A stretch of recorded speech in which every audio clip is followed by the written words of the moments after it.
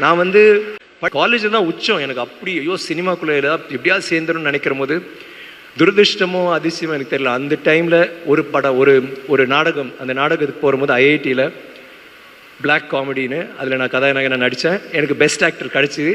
அன்றைக்கி எனக்கு ஆக்சிடெண்ட்டாக என் காலை உடைச்சேன். தங்கலான் மாதிரியே கால் உடஞ்சி காலை வெட்டணும்னு சொன்னாங்க. அதுக்கப்புறம் ஹாஸ்பிட்டல் போயிட்டு 3 வருஷம் ஹாஸ்பிட்டல் பெட்லேயே கடந்தேன். 3 வருஷம் 23 சர்ஜரி. அதுக்கப்புறம் 1 வருஷம் கிரச்சு வச்சு தான் நடப்பேன். அந்த டாக்டர் சொன்னார் எங்கள் அம்மா கிட்ட, நீங்கள் வந்து இனிமேல் பையன், நம்ம அம்மா கேட்டாங்க எப்போ நடப்பான் டாக்டர்னு கேட்டோம். இல்லை அவன் நடக்கவே மாட்டாமா அப்படின்னாங்க. தென் எங்கள் அம்மா அழுதுட்டு கேட்டாங்க, என்னங்க டாக்டர் இப்படி சொல்கிறீங்க? இல்லைம்மா காலை காப்பாற்றிட்டு அதை வெட்டணும்னு சொன்னாங்க, நான் காப்பாற்றிட்டேன். நான் வந்து ஏன் அழுகுற, நான் நடப்பேன். நான் வந்து எல்லாருக்கும் தெரியும் நான் நடக்க முடியாது. ஏன்னா டாக்டரே சொல்லிட்டாரு, மோகன்தாஸ்னு சென்னையில் மிகப்பெரிய டாக்டர் சொல்லிட்டாரு நடக்கவே முடியாதுன்ட்டு. ஆனால் எனக்கு நடிக்கணும், எனக்கு சினிமாவில் நடிக்கணும். நான் கிறுக்க மாதிரி இருந்தேன். எனக்கு வந்து பெரிய ரோல்லாம் பண்ணக்கூடாது, எனக்கு சின்ன ரோல் பண்ணாலும் ஒரே ஒரு சீனில் வந்தாலும் பரவாயில்ல, ஏன்னோ அந்த ஒரு வெறியில தான் இருந்தேன். ஸோ அப்படி இருக்கும்போது மெதுவாக பட வாய்ப்புகள் வந்துச்சு. பட வாய்ப்புகள் வந்து அதுவும் ஒர்க் அவுட் ஆகலை. என்னோட போராட்டம் அங்கே தொடர்ந்துச்சு. இன்னொரு 10 வருஷம் போராடினேன். அப்போது அது வரைக்கும் எல்லாருமே இல்லை நீ நடிக்க ஒன்று ஏன்டா உன்னால் எப்படா நடக்கவே முடியாது சொல்லும்போது மெதுவாக ஒரு குச்சி தூக்கி போட்டேன். அப்புறம் இன்னொரு குச்சி. அந்த டைமில் நான் வேலைக்கெல்லாம் போவேன், ஏன்னா வீட்டுக்கு சம்பாதிச்சும் கொடுக்கணும். எங்கள் அம்மா சொன்னாங்க, நீ விட்டுறா, எதுக்குடா இதெல்லாம் பண்ணுறேன், நான் பார்த்துக்கிறேன்டா. ஐ சைடு இல்லை நான் நடிக்கணுமா, நான் நடிக்கணும், லூசு பைய மாதிரி இருக்கு, சும்மா போய் படுறானுவாங்க. முடியாது நான் போவேன்ட்டு அந்த 2 குச்சியில் ஒரு குச்சி போட்டேன். அப்புறம் ஒரு குச்சியை போட்டு சிவாஜி சார் ஒன்று வச்சிருப்பார்ல, அப்படி நடந்து உட்காந்துக்கலாம், அந்த மாதிரி ஒரு குச்சி வச்சுருப்பேன். அதை வச்சுட்டே வேலைக்கு போவேன். லிண்டாஸில் நான் பண்ணிகிட்டு இருந்தேன். இப்போ 750 ரூபா தான் சம்பளம் ஒரு மாதத்துக்கு.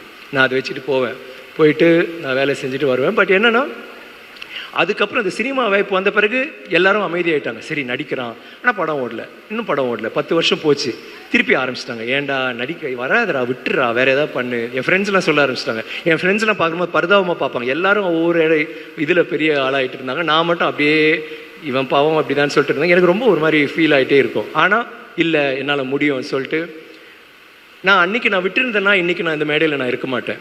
உங்களுக்கு வந்துட்டு உங்கள் கூட நான் இப்போ பேசிகிட்டு இருக்க மாட்டேன். அதுதான் ஐ திங்க் நம்ம வந்து ஒரு கனவு இல்லைனா ஒரு இதை வந்து நம்ம சேர்க்கணும், நாங்கள் போய் சேரணும்னு நினச்சி நம்ம அதையே இது பண்ணோன்னா கண்டிப்பாக அது ஒர்க் அவுட் ஆகும். அதனால தான் இங்கே இருக்கேன். நான் சில டைம் நினைப்பேன், வாட் இஃப் சப்போஸ் எனக்கு அது சக்ஸஸ் வரலைன்னா என்ன பண்ணியிருப்பேன். இப்போவும் முயற்சி பண்ணியிருப்பேன், இப்போவும் சினிமா நடிக்கணும்னு ட்ரை தான் பண்ணியிருப்பேன். That is my passion for cinema. எனக்கு வந்து அவ்வளோ நேசிக்கிறேன். அண்ட் அந்த நேசித்து அது வந்துலாம் எனக்கு கிடைச்ச அன்பளிப்பு தான் நீங்கள் ராவணனில் ஒரு வசனம் இருக்குது, இந்த சாமி இந்த பிசாசு அப்பன் ஆத்தா ஆசை காதல் கத்திரிக்காய் அது எல்லாத்தையும் விட பெருசா தோய், அதுதான் நீங்கள் கொடுக்குற லவ். அதுதான்